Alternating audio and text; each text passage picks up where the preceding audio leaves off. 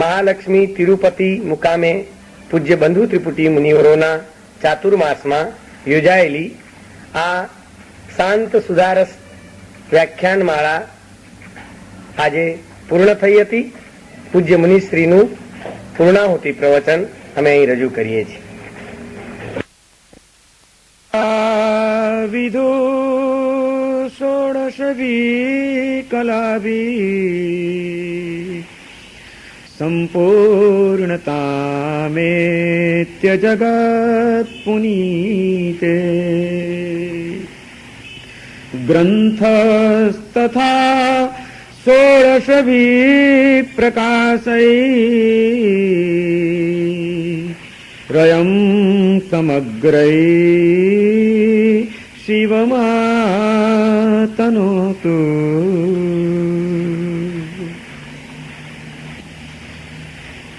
પરમ જ્ઞાની મહોપાધ્યાય વિનય વિજયજી મહારાજ શાંત સુધારસ ગ્રંથની પૂર્ણાહુતિ કરતા આ છેલ્લા શ્લોકની અંદર એમ કહી રહ્યા છે કે જેમ ચંદ્રમા એની 16 કળાઓથી આ જગતનો અંધકાર દૂર કરીને વિશ્વને પ્રકાશિત કરે છે, તે જ રીતે 16 ભાવનાઓ રૂપી કળાઓથી પ્રકાશતો આ ગ્રંથ વિશ્વના સર્વ જીવોની અશાંતિનો અંધકાર દૂર કરનારો થાવ અને સર્વ જીવોને શાંતિનું પ્રદાન કરીને એનું કલ્યાણ કરનારો થાવ, આવી એકમાત્ર છેલ્લી ભાવના વ્યક્ત કરીને પોતાના આ ગ્રંથની પૂર્ણાહુતિ કરે છે. પ્રાચીન કાળથી જ આ એક પરંપરા અને પ્રણાલિકા રહી છે કે જે કોઈ પણ જ્ઞાની પુરુષો થયા છે, સંત પુરુષો થયા છે, આપ્ત પુરુષો થયા છે, એમણે માત્ર પોતાના જ આત્મકલ્યાણની ચિંતા નથી કરી, પરંતુ પોતે જે દિવ્ય તત્વો પ્રાપ્ત કર્યા છે, પોતે જે જીવનની વિશિષ્ટ દ્રષ્ટિઓ પ્રાપ્ત કરી છે અને એના દ્વારા જીવનની જે ધન્યતાને તેઓ સ્પર્શી શક્યા છે, એવી વિશિષ્ટ દ્રષ્ટિ, એવા વિશિષ્ટ તત્વો અને જીવનની એ ધન્યતા વિશ્વના બીજા પણ સૌ જીવો પ્રાપ્ત કરે, આવી એક કરુણાપૂર્ણ ભાવના એમના હૃદયમાં સતત વિલસતી રહી છે. અને એ ભાવનાને પૂર્ણ કરવા માટે, સફળ બનાવવા માટે ગ્રંથ સર્જન કરવાનું એક કાર્ય પ્રાચીન કાળથી જ મહાપુરુષો કરતા રહ્યા છે. ભગવાન મહાવીરે ગણધરોને ત્રિપદી આપી 3 પદો આપ્યા અને એના આધારે ગૌતમ સ્વામી, સુધર્મા સ્વામી વગેરે ગણધરોએ દ્વાદશાંગીની રચના કરી. 14 પૂર્વનીયમાંથી રચના થઈ, અનેક શાસ્ત્રોના સર્જન થયા. પરંતુ એ પછી સદીએ સદીએ અનેક મહાપુરુષો થતા રહ્યા છે કે જે કોઈ મહાપુરુષોએ એ જ પરંપરાની આગળ વધારવામાં અનેક નવા ગ્રંથોનું સર્જન કરવાનું કાર્ય કરતા રહ્યા છે. આવા ગ્રંથ સર્જનના કાર્યની અંદર જે સદીઓ પસાર થઈ છે એમાં એવી એક વિશિષ્ટ સદી, વિક્રમની 17મી શતાબ્દી, એ એક વિશિષ્ટ શતાબ્દી આવી ગઈ છે.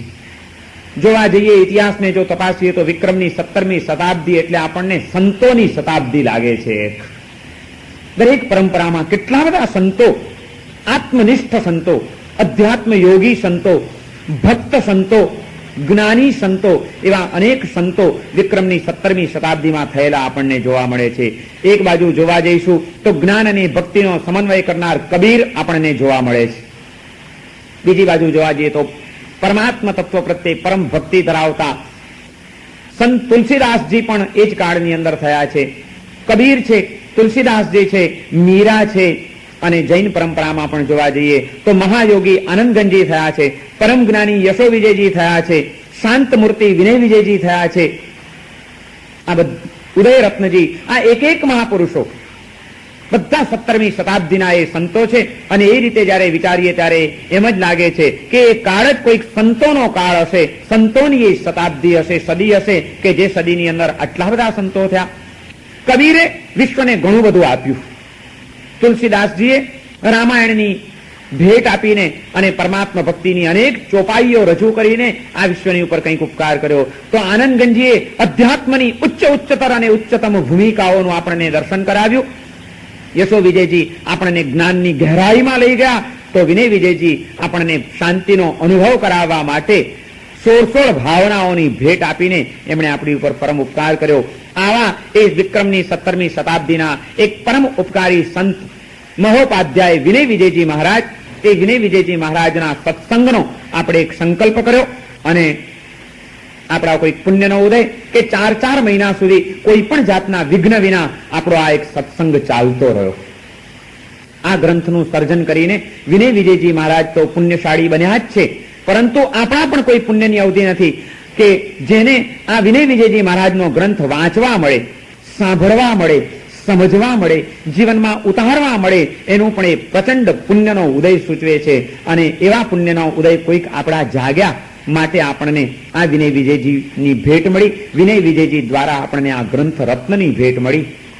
આ ગ્રંથનું સર્જન કરવાની પાછળ જ્ઞાની પુરુષોની દ્રષ્ટિ પોતાની વિદ્વત્તા દેખાડવાની નથી હોતી, પોતાના પાંડિત્યનું પ્રદર્શન કરવાનો કોઈ ભાવ નથી હોતો, પરંતુ માત્ર વિશ્વના જીવો ઉપરની એક એમની નિતરતી કરુણા હોય છે. અશાંતિની અંદર અનેક પ્રકારની વ્યાકુળતાઓમાં અને વિષમતાઓમાં ઘેરાયેલા આ વિશ્વના જીવોને જોઈને એ વિનય વિજયજીનું હૃદય કરુણાર્દ્ર બન્યું હશે અને માટે જ તમામ શાસ્ત્રોનું અવગાહન કરીને એના સાર રૂપે કઈ રીતે જીવાત્મા શાંતિનો અનુભવ કરી શકે. યશો વિજયજીએ જ્ઞાનની ઘણી વાતો કરી. આનંદગંજીએ અધ્યાત્મની ઊંચી ગહેરાઈઓના અનુભવ કરાવવાનો પ્રયત્ન કર્યો, પરંતુ ઘણીભરને માટે એમ લાગે છે કે વિનય વિજયજી ત્યાં આગળ જરાક જુદા પડ્યા. વિનય વિજયજીએ કદાચ એમ કીધું હશે કે ભાઈ અધ્યાત્મની ઊંચી વાતો કરવાથી કંઈ નહીં વળે, ક્યાંથી આત્મા અધ્યાત્મને પામી શકશે? જ્ઞાનની આ તલસ્પર્શી વાતો એ કેવી રીતે હૃદયમાં ઉતરી શકશે?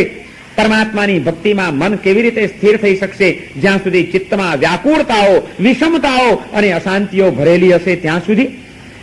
ના, તમારે આત્મતત્વની અનુભૂતિ કરવી છે, પરમાત્મા તત્વનું દર્શન કરવું છે, જ્ઞાનની ગહેરાઈઓમાં ડૂબકી મારવી છે કે સાધનાની સિદ્ધિઓને પ્રાપ્ત કરવી છે. આ બધું જ પછી થઈ શકશે. પહેલા ચિત્તમાં શાંતિ હોવી ખૂબ જરૂરી છે. અને એટલા જ માટે વિનય વિજયજીએ અધ્યાત્મની, આત્માની અનુભૂતિની કે જ્ઞાનની કોઈ ઊંડી વાતો કરવા કરતા સૌથી પાયાની પહેલી વાત ઉપર એમણે ધ્યાન કેન્દ્રિત કર્યું અને અશાંતિથી ઘેરાયેલું આપણું ચિત્ત કઈ રીતે શાંતિનો અનુભવ કરી શકે એ માટેનું એમણે ચિંતન કર્યું. અને એમના ચિંતનનો પરિપાક એટલે આ શાંત સુધારસ નામનો ગ્રંથ છે કે જે ગ્રંથની એમણે આપણને ભેટ આપી. આનંદગંજી, યશો વિજયજી અને બીજા પણ મહાપુરુષો કબીર, તુલસીદાસ, મીરા, 17મી શતાબ્દીના સઘળાય સંતો, એ સંતોની અંદર વિનય વિજયજી જરાક આ રીતે જુદા પડે છે કે એને સૌથી પહેલી ફંડામેન્ટલ પાયાની વાત કરી કે ભાઈ પાયો પહેલો આ છે. શાંતિ નહીં હોય તો ભક્તિ નહીં થઈ શકે, જ્ઞાન નહીં આવી શકે, સાધના નહીં કરી શકાય. એ બધું કરવા માટે પણ મનની શાંતિ હોવી બહુ જરૂરી છે. અને એટલા માટે શાંતિનો માર્ગ ચીંધવો આ વિશ્વના જીવોને એ સૌથી પહેલું કર્તવ્ય છે. આ વિચારમાંથી એમણે આ ગ્રંથનું સર્જન કર્યું છે અને એ ગ્રંથ આપણને મળ્યો એ આપણું એક પુણ્યનો ઉદય. એવા ગ્રંથ રત્નની ઉપર 4 મહિના સુધી આપણે કલાકોના કલાકો સુધી જે ચિંતન કર્યું છે, જે સ્વાધ્યાય કર્યો છે, જે સત્સંગ કર્યો છે, એના દ્વારા આપણે એક પ્રચંડ પુણ્યનું આપણે સર્જન કર્યું છે. વિનય વિજયજી મહારાજની જે ભાવના હતી કે વિશ્વનો દરેક જીવાત્મા સાચા સુખને અને સાચી શાંતિને પ્રાપ્ત કરી જાય, એ ક્યારે કરી શકે? એને માટે એમણે સૌથી પહેલા તો જીવો અશાંત કેમ બની રહ્યા છે એનું કારણ શોધ્યું. પહેલા અશાંતિનો ઉપાય, કારણ શોધો, પછી શાંતિનો ઉપાય કરો. આપણે કેમ અશાંત છીએ એ વાત એમણે કરી. ગ્રંથનો પ્રારંભ કરતા પહેલા જ એમણે તો એ વાત કરી કે સમગ્ર વિશ્વની અંદર જ્યાં ચારે બાજુ આશ્રવોના વરસાદ પડી રહ્યા છે અને એના કારણે કેટલી કર્મોની વનસ્પતિઓ ઉગી નીકળેલી છે, માર્ગે આગળ વધવાના પંથ જ્યાં રૂંધાઈ ગયેલા છે, બહાર નીકળવાનું કોઈ અવકાશ રહેતો નથી, તેવા કોઈક ભયંકર જંગલમાં અટવાઈ ગયેલા જીવની કેવી હાલત થાય? વરસતો વરસાદ હોય, ચારે બાજુ આંધી ફૂંકાતી હોય, ક્યાંય બહાર નીકળવાના રસ્તા મળતા ન હોય, માર્ગો બધા વનસ્પતિથી ઢંકાઈ ગયા હોય, ઘનઘોર વાદળા ઘેરાયેલા હોય, ચોમેર અંધકાર છવાયેલો હોય, એવી પરિસ્થિતિમાં ક્યાંક કોઈક જીવ આવી ગયો, શું થાય એનું? કોણ એને બહાર કાઢે? એના જેવી આ સંસારી જીવની પરિસ્થિતિ. અને એવી પરિસ્થિતિમાં પણ એવા જીવને એક ભૂમિઓ બનીને એને બહાર કાઢનાર તીર્થંકરો જ્યારે મળે છે ત્યારે એનો ભાગ્યનો ઉદય શરૂ થાય છે. સમગ્ર આ વિશ્વની અંદર અશાંતિમાં અને અંધકારમાં અટવાયેલા આ જીવને તીર્થંકરોની વાણી એ જ સાચી શાંતિ આપી શકે એમ છે, એ જ એનું સાચું કલ્યાણ કરી શકે એમ છે. શાંત સુદારસના પ્રથમ શ્લોકની અંદર વિનય વિજયજી મહારાજે આવું પરમ ઉપકારને કરનારી તીર્થંકરોની વાણીનું સ્મરણ કર્યું અને એ તીર્થંકરોની વાણી હંમેશા તમારું રક્ષણ કરો એવા આપણને એમણે આશીર્વાદ આપ્યા. આ વિશ્વની અંદર જો તમારે તમારા આત્મભાવને સુરક્ષિત રાખવો છે, તમારા મનની શાંતિ અને સમતાને અખંડ બનાવવી છે, તમારા હૃદયને તમારે સ્વસ્થતાની ભૂમિકા ઉપર લઈ જવું છે, તો તીર્થંકરોની વાણી એ સિવાય બીજો કોઈ ઉપાય નથી એવો એક ગર્ભિત નિર્દેશ એમણે આવા આશીર્વાદ આપીને કર્યો. આવી તીર્થંકરોની વાણી હંમેશા તમારું રક્ષણ કરો એમ ભૂમિકાની વાત કરીને પછી તરત જ એમણે આગળ વધે છે. એ કહે છે કે હવે મારે શાંતિની વાત કરવી છે, પરંતુ પહેલા તો એ સમજી લો કે આપણી અશાંતિનું કારણ શું છે. અશાંતિના કારણ બે છે: જળ જગત પ્રત્યેની આસક્તિ અને જીવ જગત પ્રત્યેની દુર્ભાવનાઓ. જળનો રાગ અને જીવનો દ્વેષ એ માનવના મનને સતત અશાંત બનાવી રહ્યો છે. જેણે શાંતિનો અનુભવ કરવો હશે એણે અનાદિકાળના રૂઢ બની ગયેલા રાગ અને દ્વેષના સંસ્કારો એને તોડી નાખવા પડશે. આ રાગદ્વેષની પરિણતિ કેવી રીતે તૂટે, આમાંથી કેવી રીતે મુક્ત બની શકાય, એ માટે બીજો કોઈ ઉપાય નથી. સંસારના સૌ જીવો ઓછા વત્તા અંશે આમાં ફસાયેલા છે અને પરિણામે અશાંતિ ભોગવી રહ્યા છે. વિનય વિજયજી મહારાજ ત્યાં જ શરૂઆતમાં વાત કરે છે કે અજ્ઞાની જીવો તો અશાંતિનો ભોગ બને એ તો જાણે સમજી શક્યા, પરંતુ ઘણીવાર તો એવું બને છે કે ઘણી બધી જ્ઞાનની ગહેરાઈમાં ગયેલા એવા જ્ઞાની પુરુષો પણ શાંતિનો અનુભવ નથી કરી શકતા હોતા. એમના ચિત્તમાં પણ અશાંતિ એમને વીંટળાઈ વળતી હોય છે. ન વિદુષામ અપી શાંત સુધારસઃ.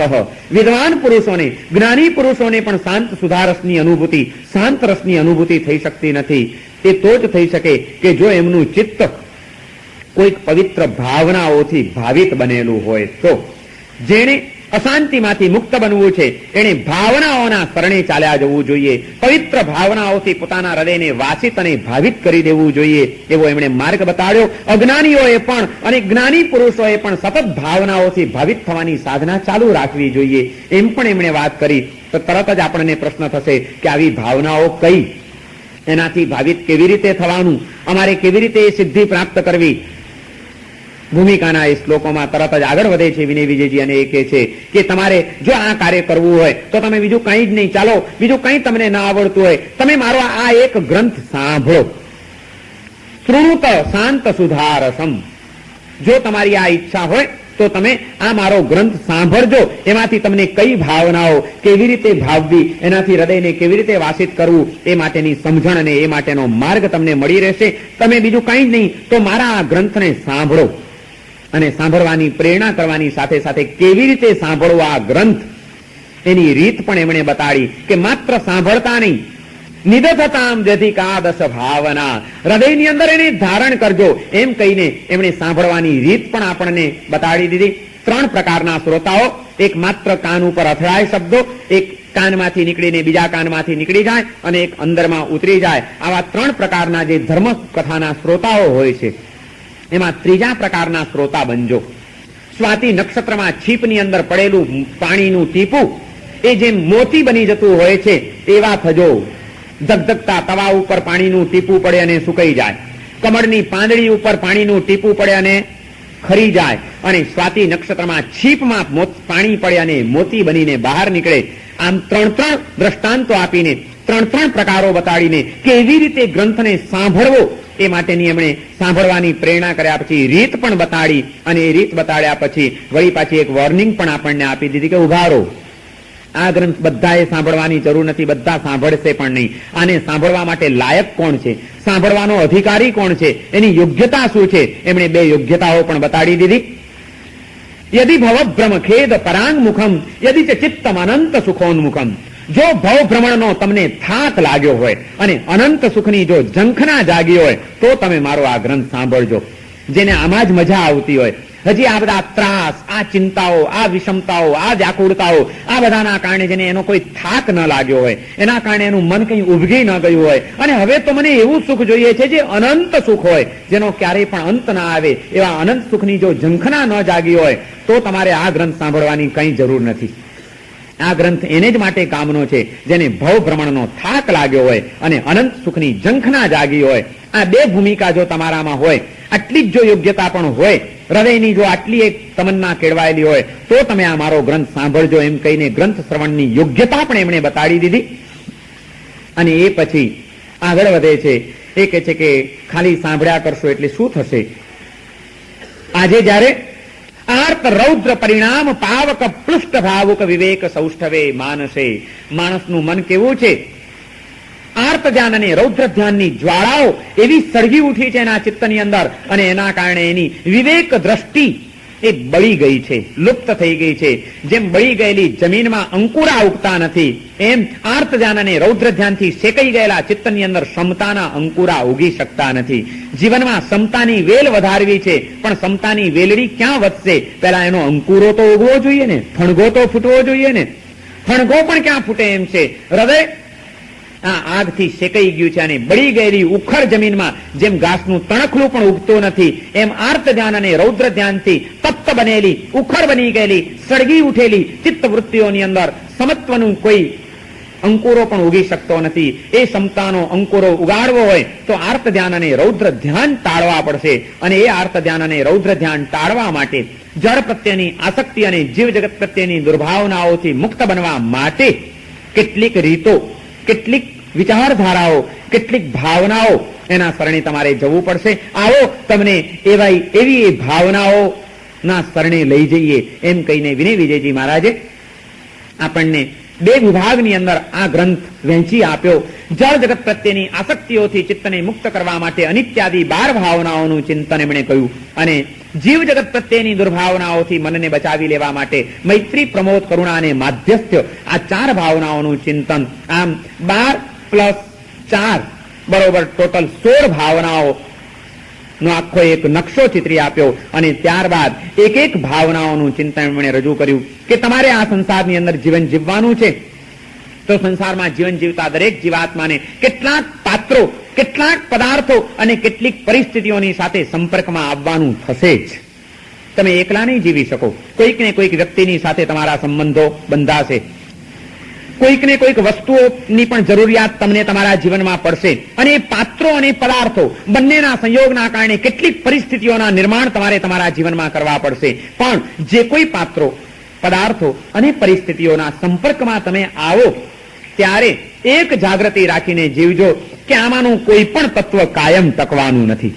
તલ્લી અનિત્ય ભાવનાનું ચિંતન એમણે આપણી સમક્ષ રજૂ કર્યું કે ચાહે તમારા જીવનમાં કોઈ સુખદ સંયોગો હોય કે ચાહે કોઈ દુઃખદ સંયોગો હોય, અનુકૂળ વ્યક્તિઓ હોય કે પ્રતિકૂળ વ્યક્તિઓની સાથે પનારો પડ્યો હોય, મનગમતા પદાર્થો મળ્યા હોય કે અણગમતી વસ્તુઓથી જ જીવન જીવવું પડતું હોય, કલ્પના મુજબની પરિસ્થિતિઓ ગોઠવાયેલી હોય કે કલ્પના બહારની જ પરિસ્થિતિઓના નિર્માણ થતા જતા હોય, જે કંઈ પણ તબક્કો આવે તમારા જીવનમાં પાત્રો, પદાર્થો અને પરિસ્થિતિઓનો, એ અનુકૂળ કે પ્રતિકૂળ, કોઈ પણ વસ્તુને કાયમી માનીને નહીં જીવતા.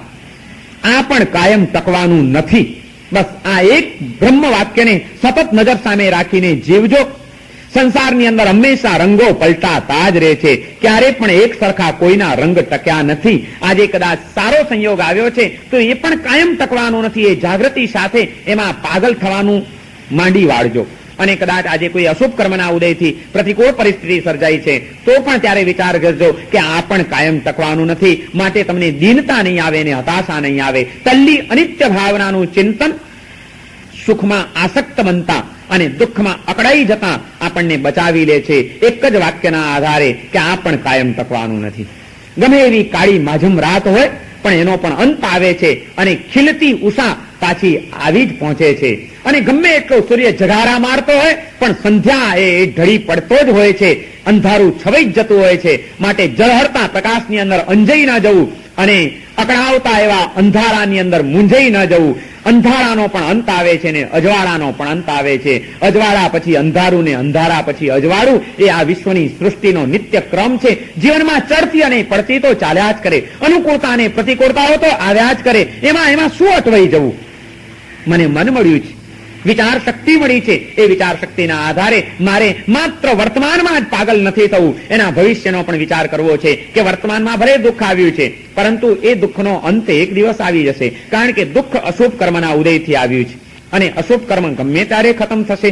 કર્મનો અંત આવતો હોય છે, એક સરખા કર્મના ઉદયો કોઈના ચાલતા નથી. માટે આ દુઃખનો પણ અંત આવી જશે, સૌ સારાવાના થશે, બધું અનુકૂળ થઈ જશે. ઠીક છે, આજે આવ્યું છે, પસાર થઈ જવું, એમાં બહુ ભાંગી પડવાની જરૂર નથી, હતાશ થવાની કોઈ જરૂર નથી, નંખાઈ જવાની ભૂલ મારે કરવી નથી. એની વચ્ચે પણ સ્વસ્થતાથી પસાર થઈ જવું.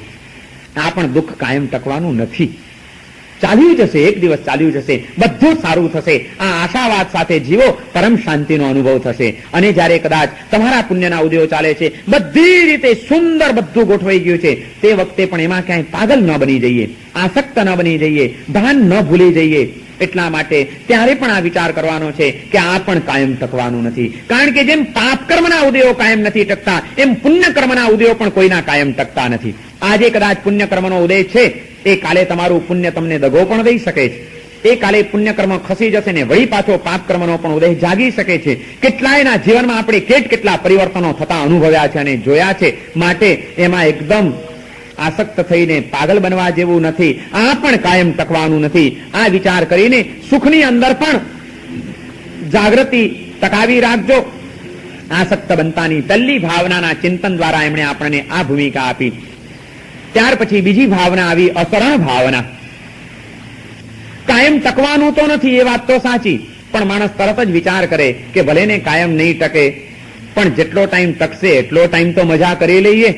આ તો કાયમ ભવિષ્યમાં ટકવાનું નથી, માટે આજે પણ વર્તમાનમાં મળ્યું છે ત્યારે તો ભોગવો, મોજ મજા કરી લો. કાલની ચિંતા કરીને આજે શા માટે આજનો આનંદ જતો કરવો? આવી ભૂમિકામાં જયારે આપણે જતા હોઈએ છીએ કે ભલે ભાઈ કાયમ નહીં ટકે, પણ જેટલો ટાઈમ ટકશે એટલો ટાઈમ તો કોઈ વાંધો નથી ને, એ વિચારને પણ બ્રેક મારવા માટે વિનય વિજયજી મહારાજે બીજી અસરણ ભાવના આપી કે આ સંસારના કોઈ પણ તત્વો અને સંબંધો કાયમ ટકવાના નથી. એટલું જ નહીં, પણ જેટલો ટાઈમ ટકશે એટલા ટાઈમ માટે પણ દરેક તબક્કે તમને આધાર આપે જ એ બધા તત્વો, એવો એનો નિયમ નથી. ગમે ત્યારે એ બધું હોવા છતાં તમે તમારી જાતને અસહાય તરીકે અનુભવતા થઈ જશો. તમારા જીવનમાં કેટલાક તબક્કાઓ એવા આવશે કે જે વખતે કોઈ પણ સંબંધો, કોઈ પણ પદાર્થો, કોઈ પણ પરિસ્થિતિઓ તમને એમાંથી ઉગારી નહીં શકે, બચાવી નહીં શકે, તમને સહાય નહીં કરી શકે. તે વખતે તમે અનાથ છો. આ અસરણમયતાનું ચિંતન, જ્યારે શરીરમાં કોઈ રોગ આવશે, જ્યારે ગળપણ ડોકિયા કરવા માંડશે, મોત જ્યારે બારણે આવીને ટકોરા મારશે, ત્યારે એ રોગમાંથી, એ મૃત્યુમાંથી અને એ ગળપણમાંથી બચાવવાની શક્તિ તમારી પત્નીમાં છે, તમારા પુત્રોમાં છે, તમારી સંપત્તિમાં છે, તમારા વૈભવમાં છે. કયું તત્વ આમાંથી તમને બચાવશે એનો પણ વિચાર કરી લો. બધું હોવા છતાં તમે અનાથ છો. આ અસહાયતાનું ચિંતન. અનિત્ય ભાવનાની અંદર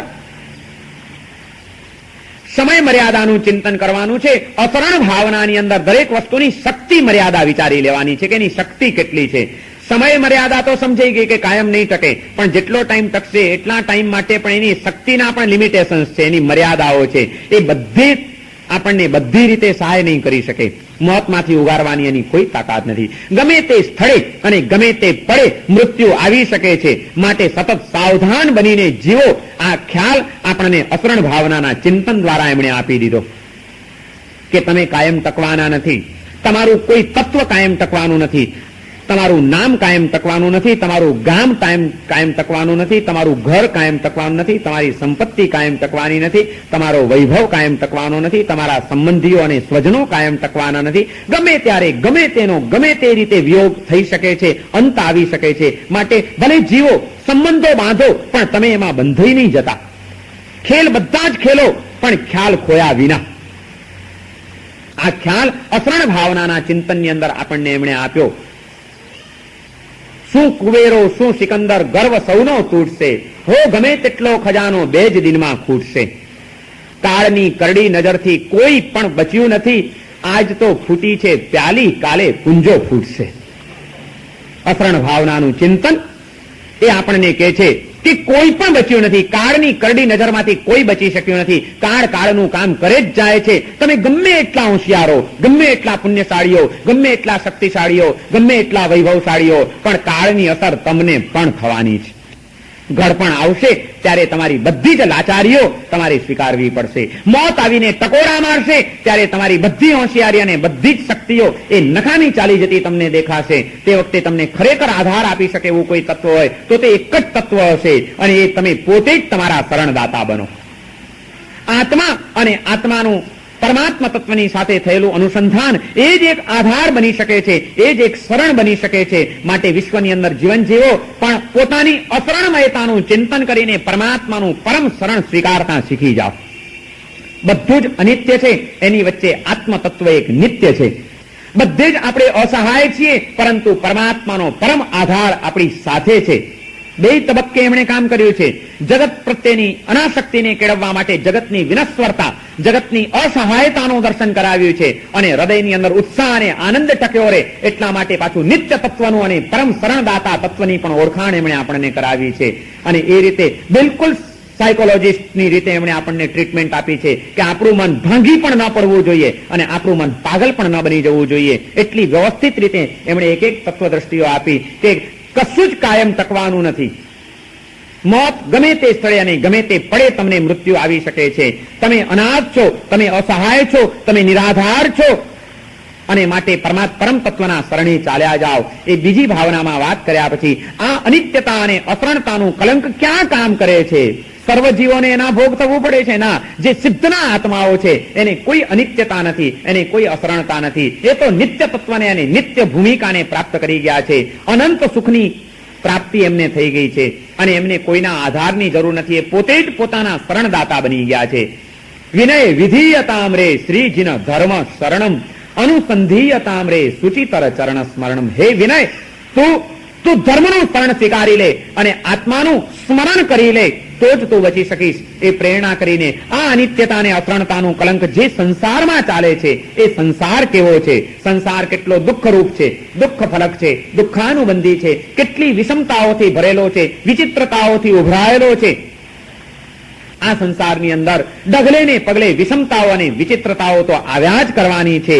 એવા અસાર એવા સંસારની પાસેથી કોઈ સારની અપેક્ષા રાખીને જીવન જીવશો તો તમે નિષ્ફળ જશો. સુખનો કોઈ પણ મનોરથ પૂર્ણ ન થવા દેનાર કોઈ હોય તો તે આ સંસાર છે, જ્યાં આગળ સતત ફરકતા જ રહેવાનું છે. એક ગતિમાંથી બીજી ગતિમાં, એક ભાવમાંથી બીજા ભાવમાં, એક ભાવમાંથી બીજા ભાવમાં સતત પલટાતા જવાનું છે.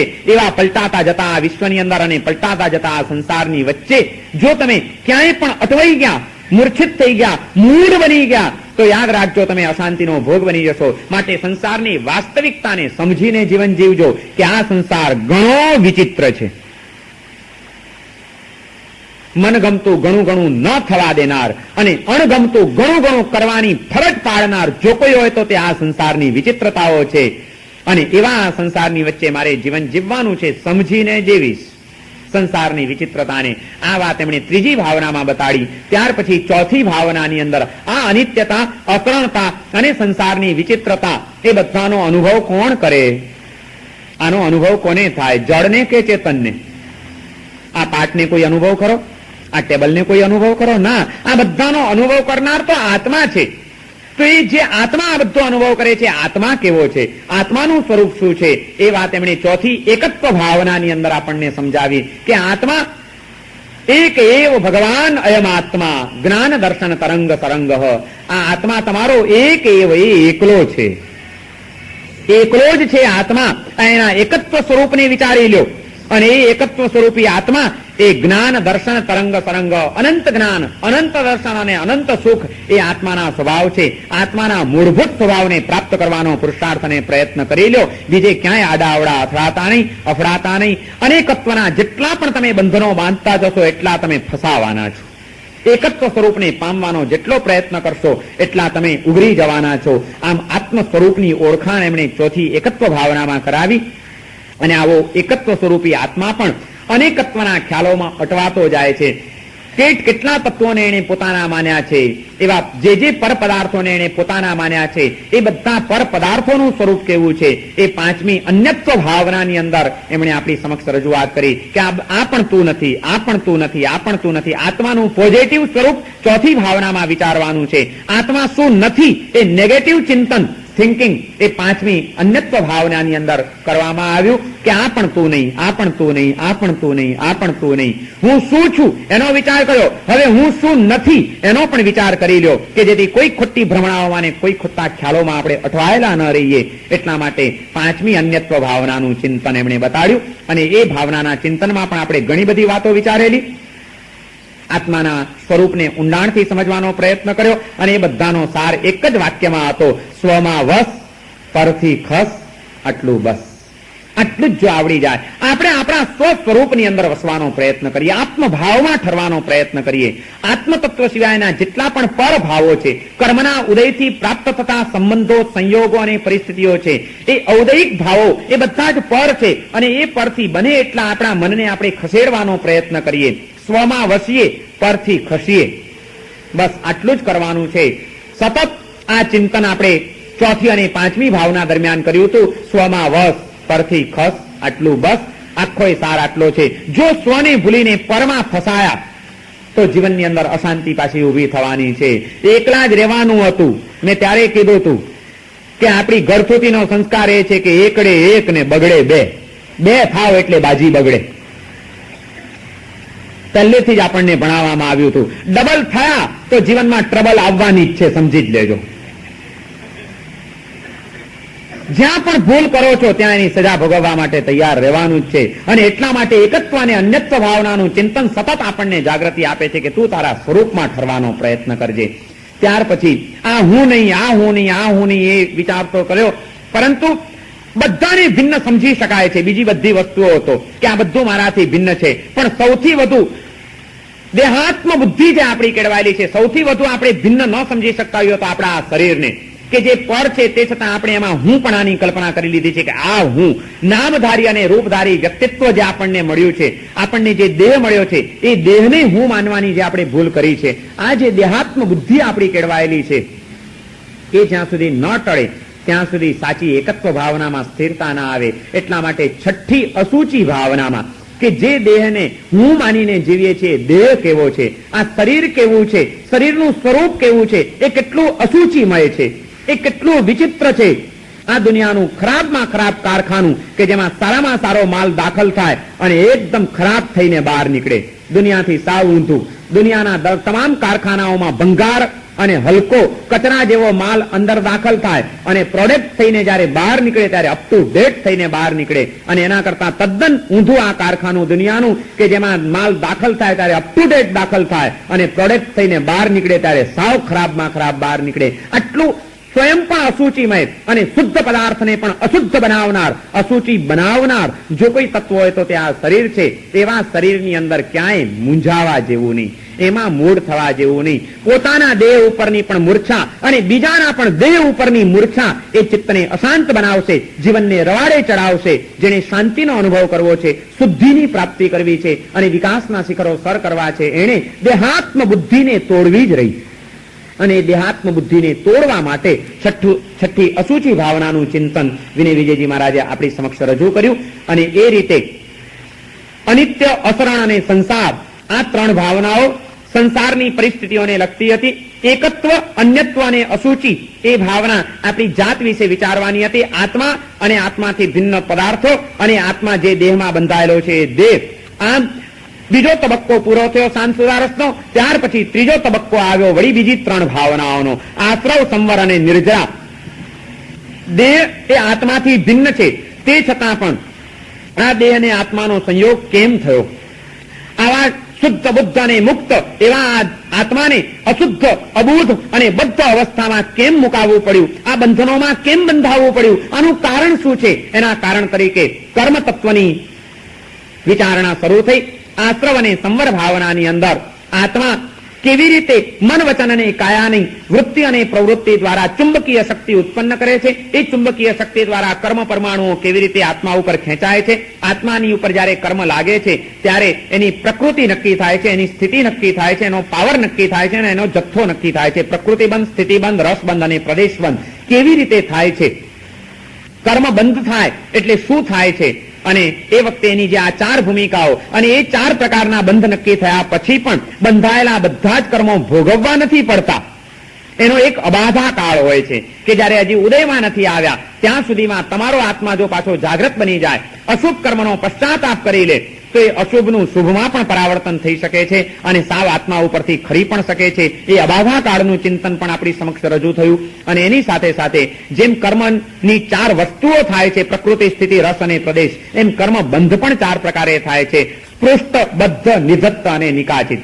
અડીને રહેલા, બંધાઈને રહેલા, ખૂંપીને રહેલા અને એક રસ થઈને રહેલા, એમ ચાર રીતે કર્મ બંધાય છે. એનું પણ આપણે વિસ્તારથી વિવેચન કર્યું હતું. અને એવા કર્મો પણ એક નિકાચિત કર્મ અને એક અનિકાચિત કર્મ. જે કર્મ બાંધ્યા પછી અવશ્ય ભોગવવું જ પડે, કોઈ પણ પુરુષાર્થ, કોઈ પણ સાધના એ કર્મને પછી મુક્ત ન કરાવી શકે, એવું જે કર્મ છે નિકાચિત કર્મ હોય છે. અને ઘણા બધા કર્મો એવા છે કે જેના અવાધા કાળ દરમિયાન આત્મા જો જાગૃત બની જાય, પુરુષાર્થ કરી લે, પ્રાયશ્ચિત્ત કરી લે, પશ્ચાતાપ કરી લે, સાધના કરી લે, તો બંધાઈ ગયેલું પણ કર્મ ભોગવ્યા વિના જ આત્મા ઉપરથી ખરી પડે અને આત્મા એનાથી મુક્ત બની શકે. એ અનિકાચિત કર્મ. અને મોટા ભાગના આપણા કર્મો અનિકાચિત કર્મ હોય છે. હૃદયની તીવ્રતાથી મન વચન ત્રણેયને એકાકાર કરીને આપણે ઊંડાણથી બાંધેલા કર્મો તો બહુ ઓછા હોય છે કે જે નિકાચિત બની શકે. માટે જીવનમાં સદાય સાવધાન રહીને ચાલવાનું છે.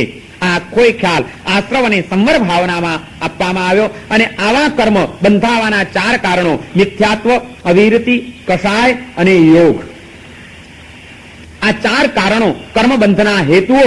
એ 4 કર્મના બંધના હેતુઓના કારણે જ આપણો આત્મા વધુ ને વધુ કર્મબંધ કરતો રહે છે. એ વાત પણ સમજાવવામાં આવી.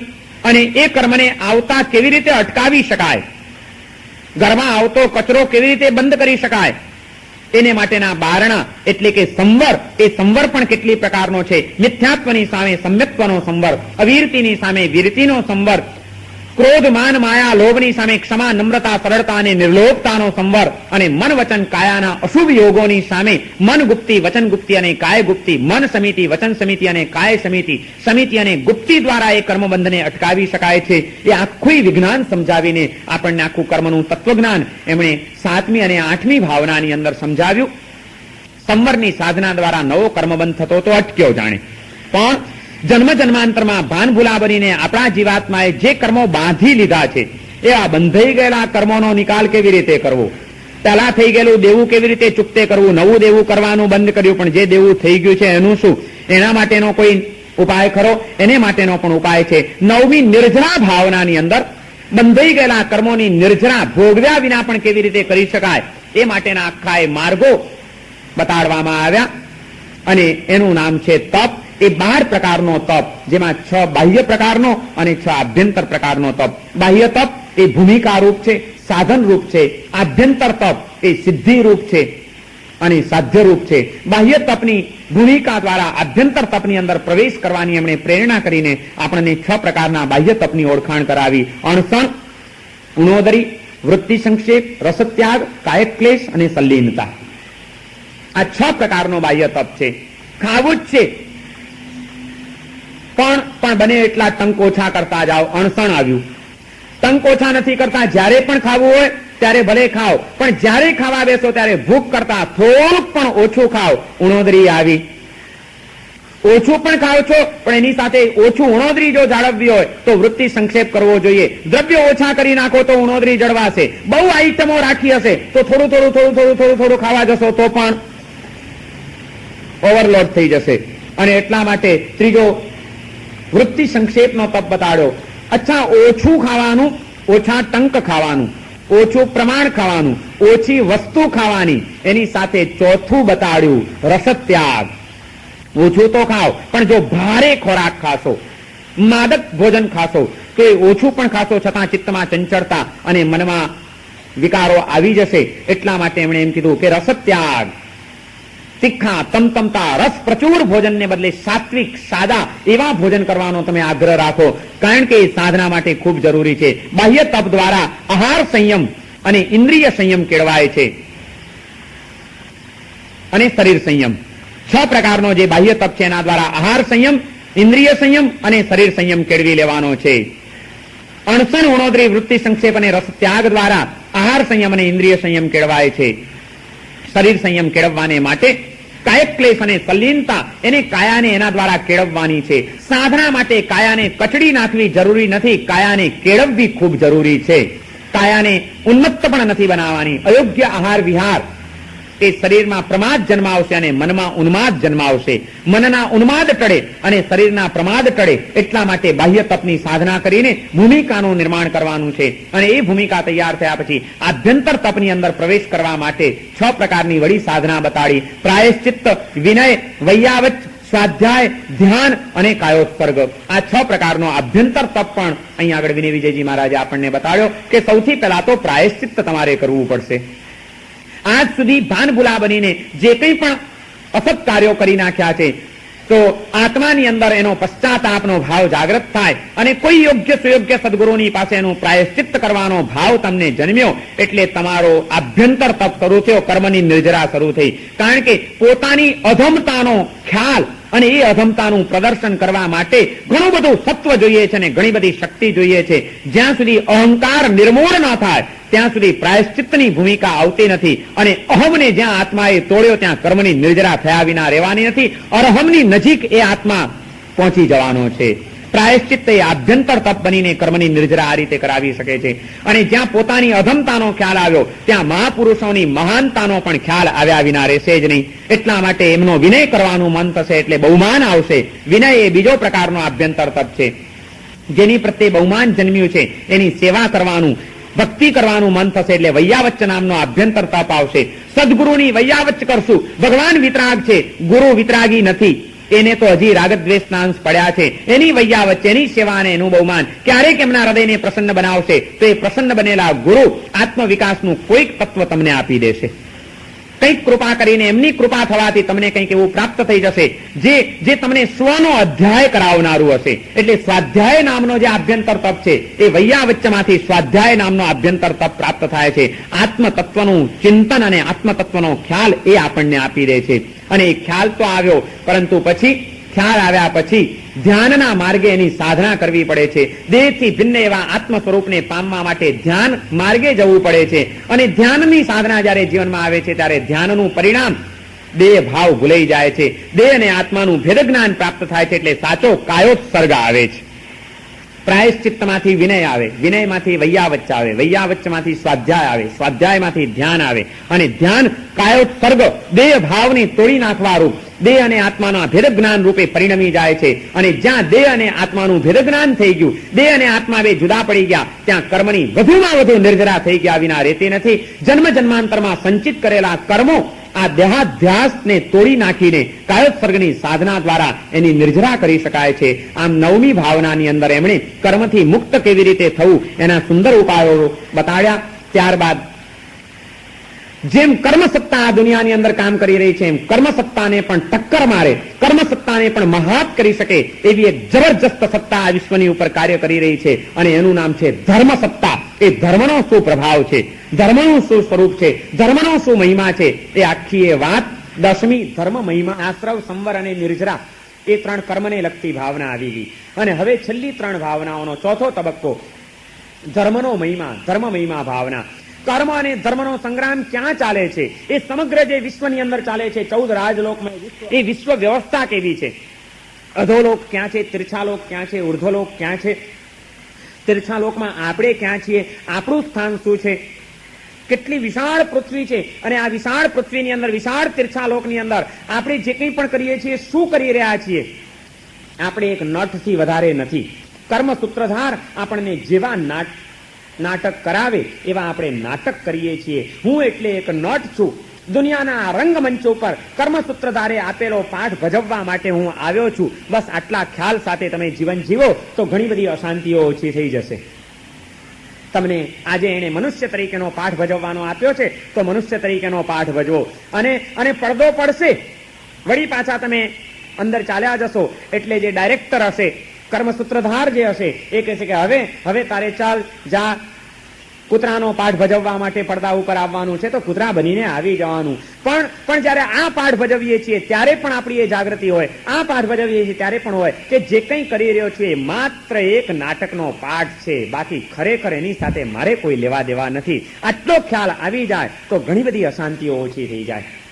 હું પણ એક નટ છું અને નાટકની અંદર સ્ટેજ ઉપર માત્ર એક જ પાત્ર નથી હોતું, એક જ વ્યક્તિ નથી હોતી, ઘણી બધી વ્યક્તિઓ હોય છે. અને સૂત્રધારે, ડાયરેક્ટરે જેને જે એક્ટિંગ આપેલી હોય, જે ડાયલોગ કરવાના કીધેલા હોય, જે રીતે અભિનય કરવાનો હોય, દરેક વ્યક્તિ પ્રામાણિકતાથી પોતપોતાનો અભિનય ભજવે અને એકબીજાને સમજવાના અને સહયોગ આપવાનું એ જ એનું કાર્ય હોય છે. હું આજે આ દુનિયાના રંગમંચ ઉપર આવ્યો છું, જે વ્યક્તિઓની સાથે જોડાયો છું, કર્મસૂત્રધારે જેવો પાઠ ભજવવાનો આપ્યો છે, કોઈકની પ્રત્યે પિતા તરીકેનો પાઠ ભજવવાનો છે, કોઈકની પ્રત્યે મારે પત્ની તરીકેનો પાઠ ભજવવાનો છે, ક્યાંક મારે પુત્ર તરીકેનો પાઠ ભજવવાનો છે. પાઠ ભજવી જવું પણ અંદરથી સલામત કે મને આમાં કાંઈ લેવા દેવા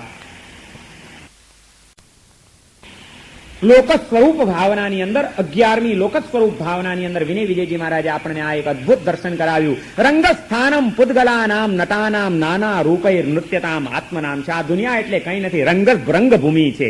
વિશ્વ એટલે એક રંગભૂમિ છે, જે રંગભૂમિની ઉપર અનેક પાત્રો, અનેક પદાર્થો એ બધા ભેગા થાય છે ને એના કારણે આખું એ નાટક ચાલી રહ્યું છે. જેમ રંગભૂમિની ઉપર જીવંત પાત્રો પણ હોય છે અને જળ પદાર્થો પણ હોય, ત્યાં આગળ છબી પણ લટકતી હોય. નાટકના સ્ટેજ ઉપર કંઈક ફર્નિચર પણ પડેલું હોય, બાટલીઓ પણ પડેલી હોય, અનેક ચીજો પડેલી હોય છે, બધા જળ પદાર્થો છે. અને એક પછી એક વ્યક્તિઓ આવતી હોય, જતી હોય, એ બધા જીવંત વ્યક્તિઓ છે. આ જળ અને ચેતન બંને પદાર્થોના સંયોગથી નાટક જેમ ચાલે છે, એમાં આ દુનિયાનું પણ એક નાટક ચાલી રહ્યું છે. અને એમાં હું માત્ર એક નટ છું, જે પડદો પડતાની સાથે આ દ્રશ્ય પૂરું થવાનું છે ને નવું દ્રશ્ય લઈને મારે આવવાનું છે. તો અલ્પકાળ માટે મને મળેલો એક પાઠ એ પ્રામાણિકતાથી ભજવી જવું, પણ એને પણ મારો માનીને એમાં આસક્ત ન બની જવું, એમાં અશાંત ન બની જવું. અહીં કંઈ પણ થાય તો તે વખતે મારા મનને મારે સમત્વમાં રાખવાનું છે.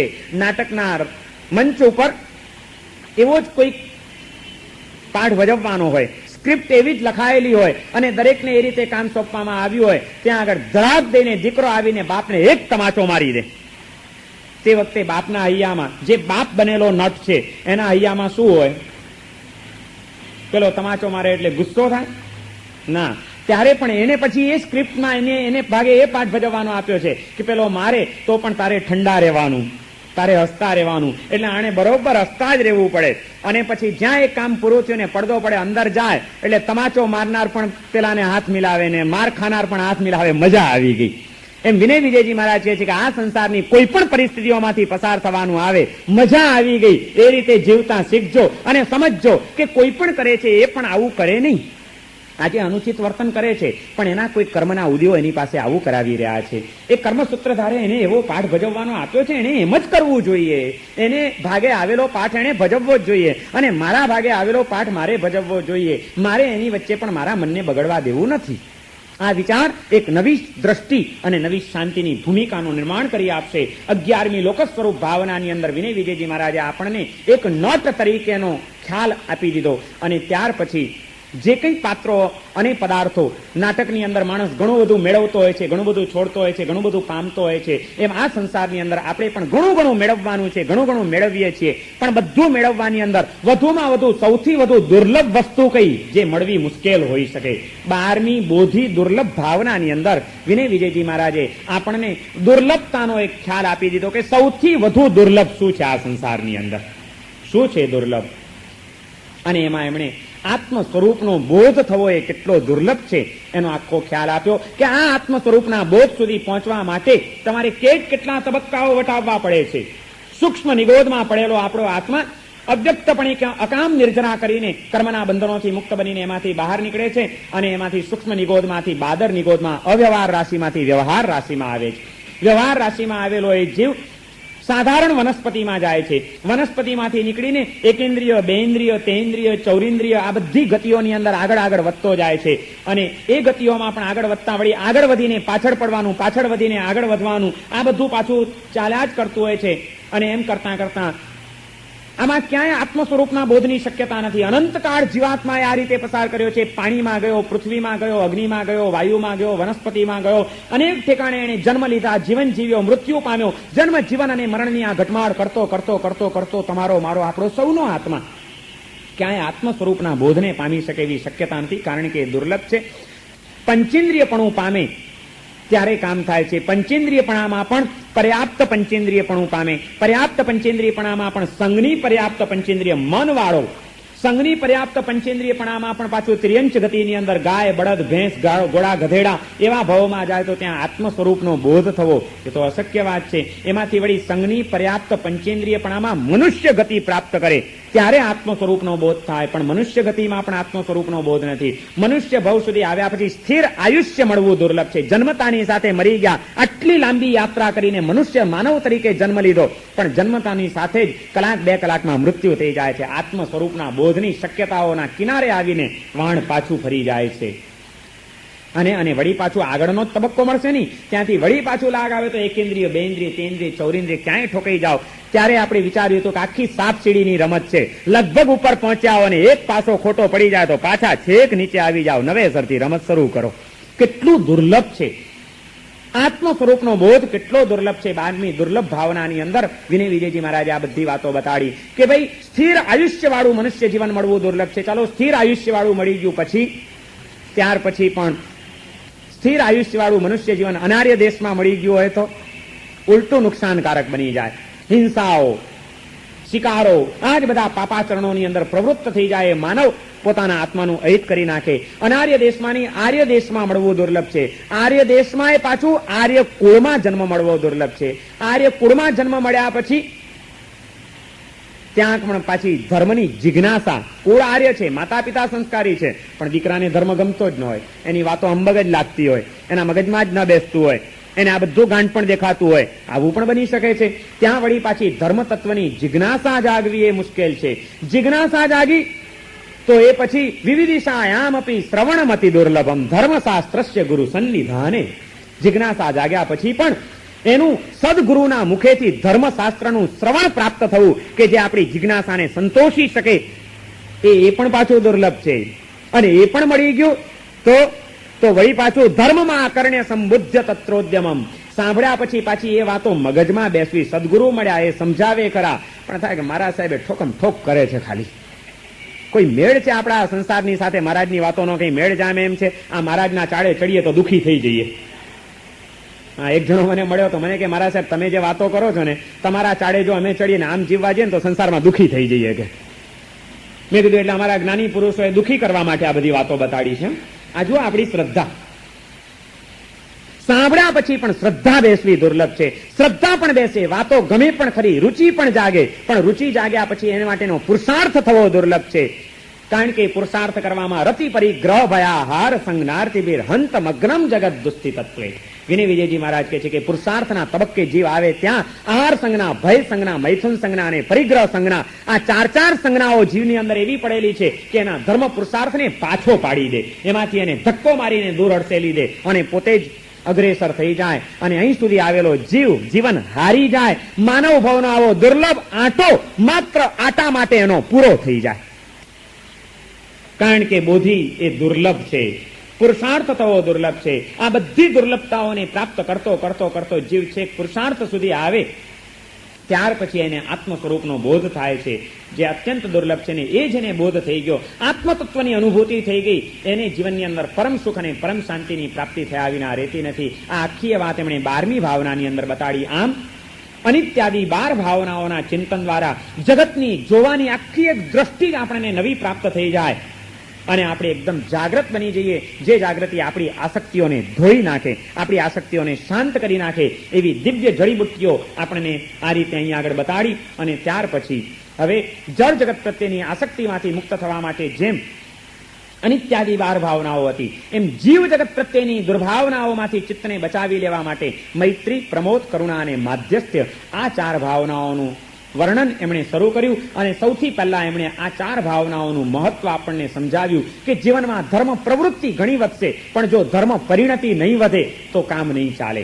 ધર્મ ક્રિયાઓ છે, ધર્મ ધ્યાન ક્યાં છે ચિત્તની અંદર? અને ધર્મ ધ્યાન એ મુશ્કેલ છે. એ ધર્મ ધ્યાન કેવી રીતે આવે? ધર્મ ધ્યાનમ ઉપસ્કર્તુમ તદ્હિ તસ્ય રસાયણમ. ધર્મ ધ્યાનને પુષ્ટ કરવા માટે મૈત્રાદિ 4 ભાવનાઓ એ રસાયણ છે. જો મૈત્રાદિ 4 ભાવોને સિદ્ધ કરી લેવામાં આવે તો જ ચિત્તની અંદર આર્થ ધ્યાન અને રૌદ્ર ધ્યાન ટળે અને ધર્મ ધ્યાન અંતરમાં પ્રગટે. આમ એનું મહત્વ સમજાવીને પછી એક એક ભાવનાઓનું એમણે વિવેચન શરૂ કર્યું. સૌથી પહેલી મૈત્રી ભાવના એ પાયો છે. જે જીવ જગતની સાથે સંપર્કમાં આવવાનું છે, વિશ્વના સર્વ જીવોને 4 વિભાગમાં વહેંચી નાખજો. એક તમારી સમાન કક્ષાના, એક તમારા કરતા ચડિયાતી ભૂમિકાના, એક તમારા કરતા પણ ઉતરતી ભૂમિકાના, અને એક તદ્દન પાપમાં પડેલા, ઉન્માર્ગે ગયેલા અને ઉદ્દંડ બનેલા અયોગ્ય જીવાત્માઓ, જેમને માટે કરુણા પણ નકામી છે, જે કરુણાને માટે પણ યોગ્ય નથી, એવા પણ વર્ગ, એવો પણ એક વર્ગ આ સંસારમાં મળશે. આ 4 પ્રકારના જીવોને જોવાની 4 દ્રષ્ટિ એમણે આપણને આપી કે સમાન કક્ષાના જે કોઈ જીવો છે એ સર્વ જીવો પ્રત્યે મૈત્રીનો ભાવ ધારણ કરવાનો છે. પુણ્યના ઉદયથી વધુ સુખી થયેલા, અધ્યાત્મના માર્ગે વધુ આગળ વધેલા, આપણા કરતા આગળની ભૂમિકાના જીવો પ્રત્યે પ્રમોદ ભાવ ધારણ કરવાનો છે. સમાન પ્રત્યે પહેલા મૈત્રી, અને મૈત્રીને એમણે વ્યાખ્યા આપી. મૈત્રી પરેશાન હિત ચિંતનમ યદ, બીજાના હિતનો વિચાર, પરહિત ચિંતા, એનું નામ મૈત્રી. બીજાના હિતનો વિચાર કેવી રીતે આવે? એ મૈત્રી, હિત ચિંતન રૂપ મૈત્રીને પ્રગટાવવા માટે યશો વિજયજી મહારાજે જે વ્યાખ્યા આપી કે સકલ સત્વ સ્નેહ પરિણામો મૈત્રી, બીજા જીવો પ્રત્યે સ્નેહનો પરિણામ પ્રગટવો, એનું નામ મૈત્રી.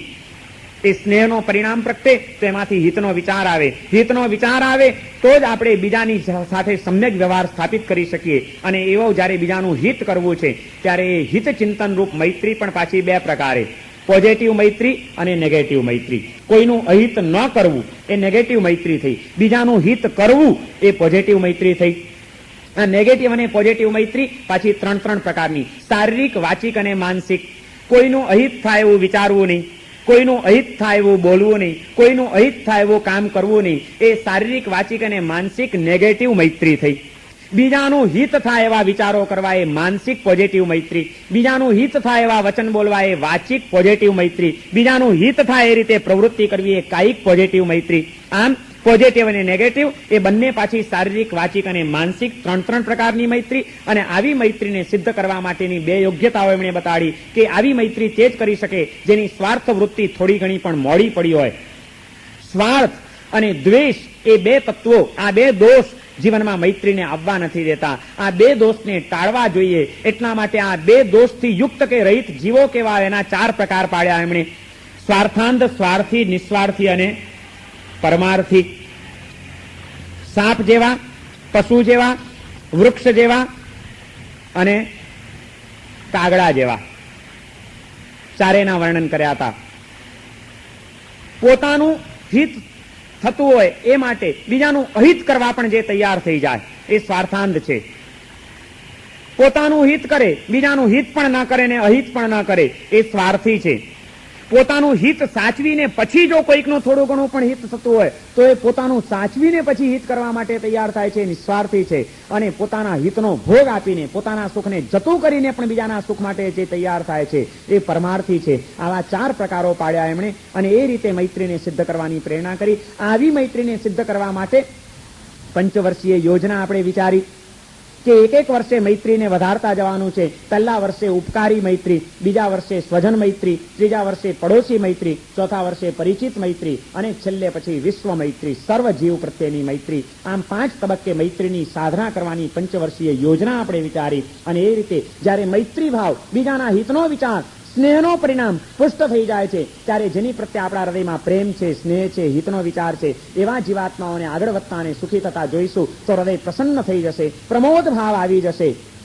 આ પ્રમોદ ભાવનાની વાત પણ એમણે કરી અને એના કેટલા આપણને અદભુત કલ્પના ચિત્રો આપ્યા. ધન્યાસ્તે વીતરાગા ક્ષપક પથગતિ ક્ષીણ કર્મોપરાગા. એ વિતરાગને ધન્ય છે, એ સાધુ પુરુષોને ધન્ય છે, એ સાધ્વીજીઓને ધન્ય છે, એ શ્રાવક અને શ્રાવિકાઓને પણ ધન્ય છે જે આવી આરાધનાઓ કરી રહ્યા છે. આ રીતે આત્માનો વિકાસ કરી રહ્યા છે. એક એકને કલ્પનામાં લાવીને હૃદયને પ્રમોદિત બનાવવાનું અને પ્રસન્ન કરવાનું એક તત્વચિંતન આપણી સમક્ષ એમણે રજૂ કર્યું. અને એથી આગળ વધીને છેલ્લે હદ તો ત્યાં કરી કે ભાઈ આટલું જ નહીં, મિથ્યાદૃશામ અપ્યુપકાર સારમ સંતોષ સત્યાદિ ગુણ પ્રસારમ માર્ગાનુસારિત્યનુમોદયામ. મિથ્યા દ્રષ્ટિ જીવો, મિથ્યાત્વમાં પડેલા જીવો, એવા જીવની અંદર પણ ક્યાંક દયા દેખાય, ક્યાંક કરુણા દેખાય, ક્યાંક ઉદારતા દેખાય, ક્યાંક સરળતા દેખાય, એવા જીવોના જીવનની અંદર પણ રહેલા સદગુણોની અમે અનુમોદના કરીએ છીએ અને અમે એનાથી પ્રસન્ન થઈએ છીએ. મિથ્યા દ્રષ્ટિ જીવોની પણ અનુમોદના કરવાની પ્રેરણા કરીને કોઈ પણ જીવની નિંદા, કુથલી કે અવર્ણવાદ ન થઈ જાય, નહીં તો એનાથી સમ્યક દર્શન આપણું ચાલ્યું જશે, બોધી દુર્લભ બની જશે. એ વાત કરીને આપણને એક નવી જાગૃતિ આપી. જેમ ચડિયાતા પ્રત્યે આ પ્રમોદ કેળવવાનો, તેમ આપણા કરતા ઉતરતી કક્ષાના જીવો, દુઃખી જીવો અને પાપી જીવોને જોઈને હૃદયમાં કરુણાને જગાડવાની વાત કરી. અને એ રીતે એ કરુણા ભાવનાથી હૃદયને પુષ્ટ કરીને જે કરુણા તીર્થંકર બનાવી શકે છે આત્માને, એવી એ કરુણા ધર્મનું આરાધન કરવાની એમણે આપણને પ્રેરણા કરી. અને ત્યાર પછી છેલ્લે ગઈકાલે આપણે માધ્યસ્થ્ય ભાવનાનું ચિંતન કર્યું. 16મી માધ્યસ્થ્ય ભાવના કે તમે તમારી કરુણાને સક્રિય કરી, કોઈકનું દુઃખ દૂર કરવા માટે તૈયાર થયા, કોઈકના ભલા માટે તમારો કોઈ સ્વાર્થ નથી, એના એ સુખી થાય, એનું ભલું થાય એ માટે તમે કંઈક પ્રયત્ન કર્યો, એને કંઈક શિખામણ આપી, સલાહ આપી. પણ પેલો અયોગ્ય એવો માણસ છે કે તમારી સદભાવનાને સમજી શકતો નથી, એનું મૂલ્યાંકન કરી શકતો નથી અને તમારી પ્રત્યે અકળાય છે, અનુચિત વર્તન કરે છે, તમારી કદર નથી કરતું. ત્યારે આપણા અંતરમાં જરાક આવેશ આવી જાય, તિરસ્કાર કેળવાઈ જાય કે અરે એક તો આટલો અમે ભોગ આપીએ છીએ, આટલા હેરાન થઈએ છીએ તારા ભલા માટે, છતાં વળી પાછો તું આવી જ્યારે અંતરમાં અશાંતિ ન થાય ને સમત્વ ન ગુમાવી બેસીએ, એટલા માટે છેલ્લે કીધું કે મધ્યસ્થ ભાવના. એ માધ્યસ્થ ભાવ કેળવવા માટેના બે ઉપાયો એમણે બતાડ્યા. એક તો સામાના આત્માની કર્મ પરિણતિનું ચિંતન કરવું, કે મેં પ્રયત્ન કર્યો પણ હજી એની કર્મની પરિણતિઓ ઘણી વિષમ છે, માટે એ સમજી શકતો નથી કે મારી વાતને એ મહત્વ આપી શકતો નથી.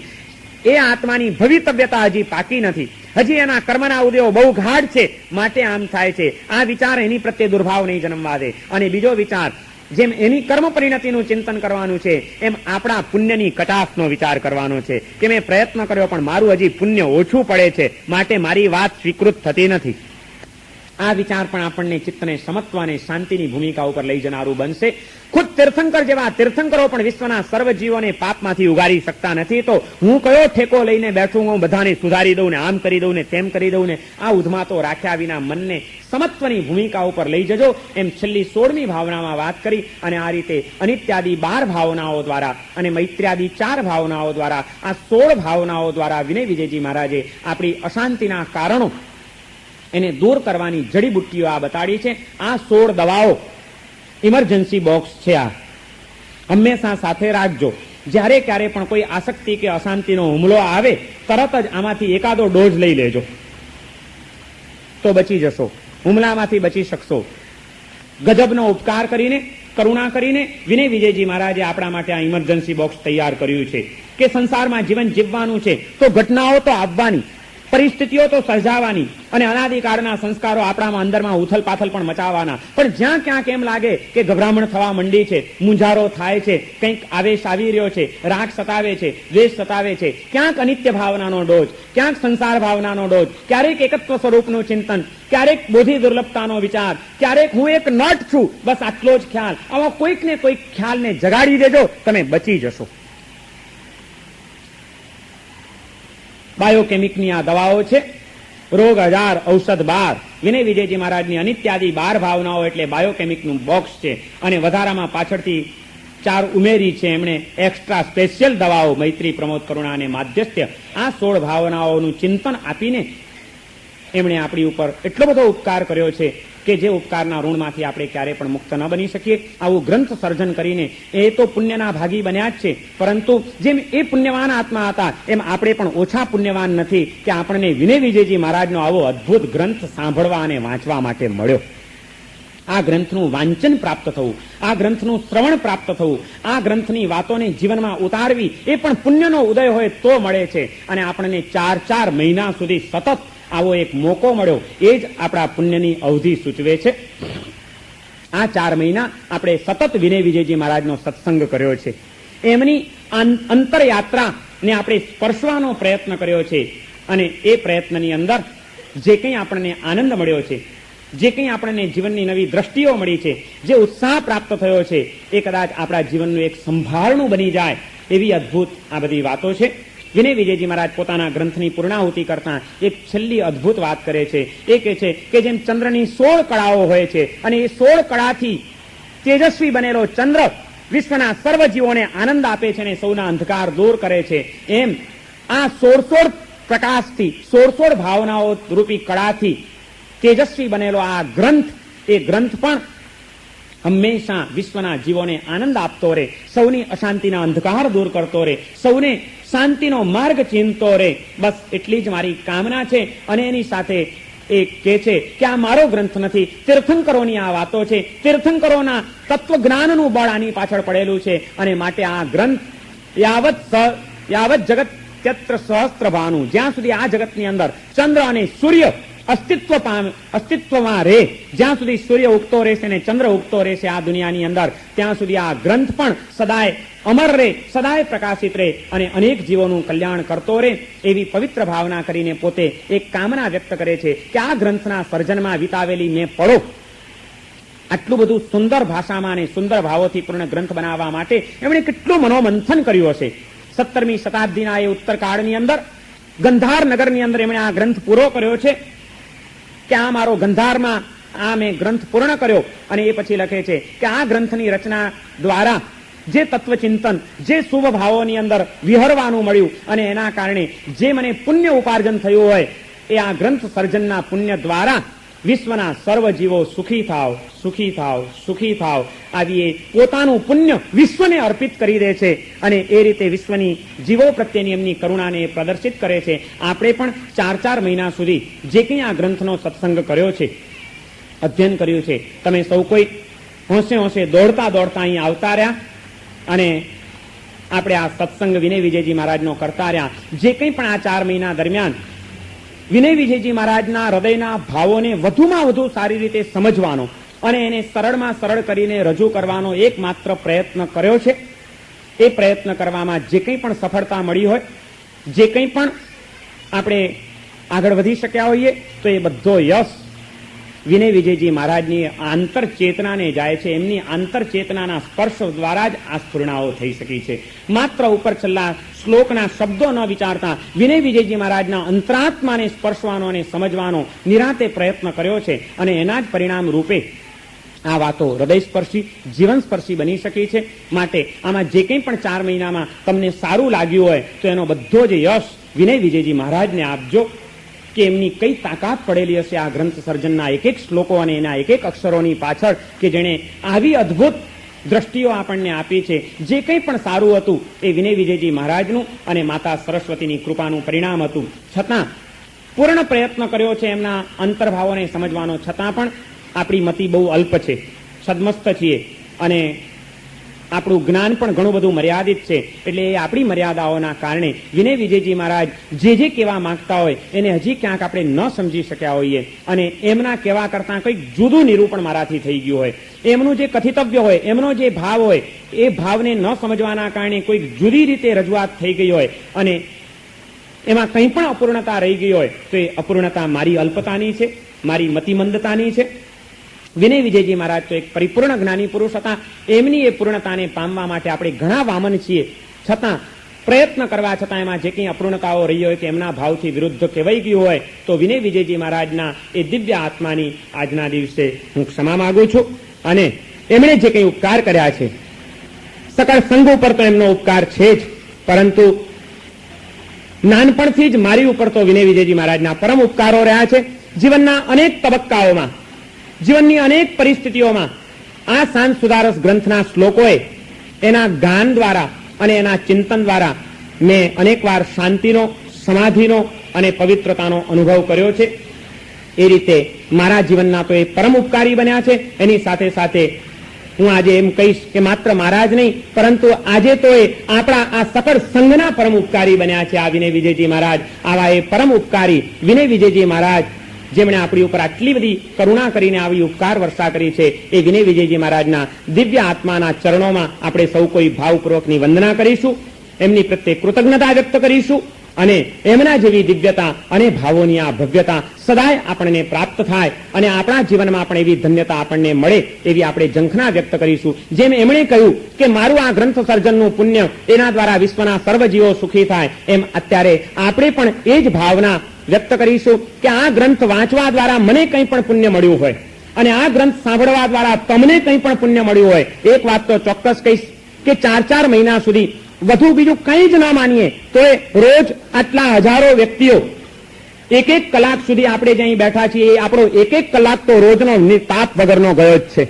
અહીં આગળ બેસીને કોઈએ બીડીઓ પીધી નથી, દારૂ પીધા નથી, અસભ્ય શબ્દો બોલ્યા નથી, ખોટા વિચારો કર્યા નથી, કોઈ દુર્ગુણો કે દુર્વ્યસનોને સ્થાન આપ્યું નથી. આ આપણો રોજનો જે સવારનો 1 કલાક છે એ કેટલો પવિત્રતા ભર્યો આપણો વીત્યો છે, કેટલો દિવ્ય વિચારો અને દિવ્ય ભાવો સાથે વીત્યો છે. અને એ 1 કલાકની અસર મને ખાતરી છે કે તમારા બાકીના 24 કલાક ઉપર પણ તમારા મન ઉપર રહેતી જ હોય છે. અને એ રીતે દિવસ દરમિયાન અનેક શુભ ભાવોની યાત્રા આ વિનય વિજયજી મહારાજે આપણને કરાવી છે.